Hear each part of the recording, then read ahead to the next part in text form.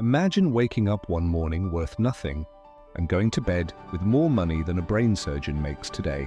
Now imagine this, the law barely exists, the banks are a joke, and every man around you is armed, drunk, and desperate. In 1848, California turned into the world's biggest get-rich-quick scheme, a place where some pulled millions out of the ground, and others ended up robbed, lynched, or buried in shallow, unmarked graves. This is how the California gold rush really began. Act 1, the accident that changed everything. It starts quietly before sunrise on January 24, 1848. A carpenter named James W. Marshall is working on a sawmill along the American River at a place called Sutter's Mill in Coloma, California. He's not looking for treasure. He's just trying to finish a job for a man named John Sutter, a landowner with big dreams of building his own little farming empire. Marshall looks down and sees it. Metal, yellow, heavy. He picks it up, tries to scratch it, tries to break it. It doesn't bend, it doesn't fade. That, he says, may be gold. On that cold January morning, nobody around him realizes it. But the Marshal is holding the fuse that's about to blow up the entire world economy. Act 2, secret spin and the first gold influencer. Marshall runs to his boss, John Sutter. The two men swear to keep it quiet. Why? Because they're terrified. Sutter wants a peaceful, controlled farming kingdom, not a stampede of desperate strangers tearing his land apart. If the news gets out, he knows exactly what will happen. His dream empire, gone. So they make a deal. Keep it secret, test the gold, quietly build their own fortune. But here's the problem. You can't hide gold in a world built on gossip. Enter Samuel Brannan, store owner, opportunist, and basically California's first gold rush influencer. In May 1848, Brannan grabs a vial of gold dust, runs through the streets of San Francisco shouting, "Gold! Gold! Gold! From the American River!" The city erupts. Ships are abandoned in the harbor as crews run inland. Farmers walk off their fields. Blacksmiths drop their tools. Overnight, labor in California collapses because everybody thinks they found a cheat code to instant wealth. By the end of 1848, maybe 6,000 miners are in California. That's just the warm-up phase. Act 3, when the world shows up and the money explodes. At first, the rest of the world isn't sure this is real.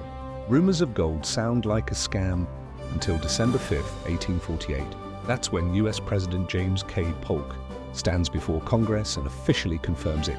Yes, there is gold in California. A lot of it. That one speech is like a 19th century viral tweet. In 1849 alone, around 80,000 people, the famous 49ers, pour into California.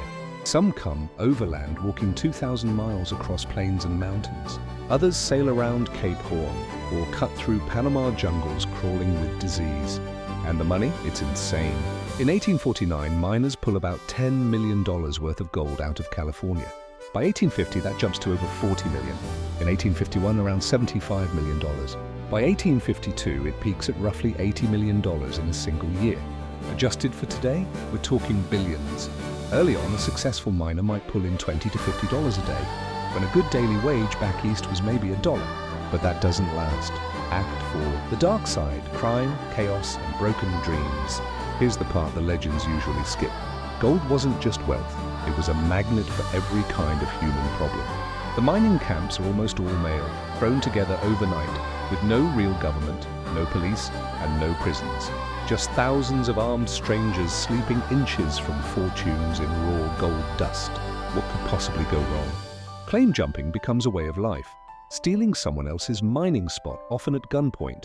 If you walk away from your claim for a day, you might come back to find somebody else standing there with a shovel saying, "Prove it's yours."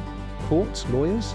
Mostly you get a miners' meeting, a mob in a muddy clearing deciding your fate in a few minutes. Accused of theft? You might be whipped, branded, or hanged from the nearest tree in front of everyone.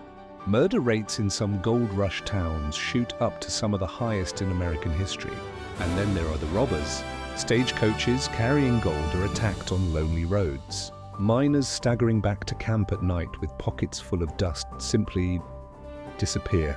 If you hit a big strike, your real problem wasn't finding gold. It was staying alive long enough to spend it. Act 5, the cost of gold.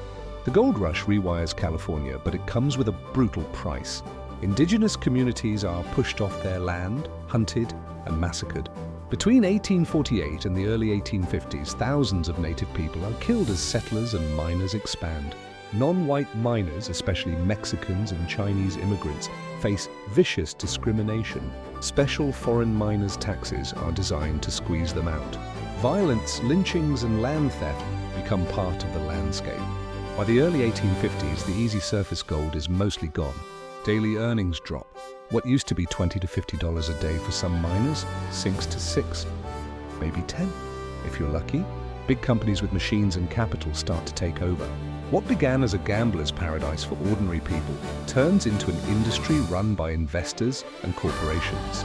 Between 1848 and the mid-1850s, an estimated 12 million ounces of gold are pulled from California, worth around $2 billion in 19th century money. But most individual miners, they don't leave rich. They leave with broken bodies, debt, or a story that starts with, "I almost struck it big." The California gold rush begins with one man, a cold morning, and a glint at the bottom of a river on January 24, 1848. In just a few years, that accident transforms California from a remote frontier into an economic engine, a place of skyscrapers, banks, railroads, and global trade. It also leaves behind ghost towns, unmarked graves, and a reminder.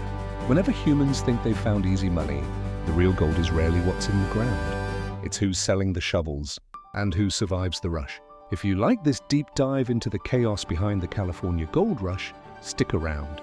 History is full of rushes, scams, and get-rich schemes that change the world forever. Which gold rush, boom, or bubble should we uncover next?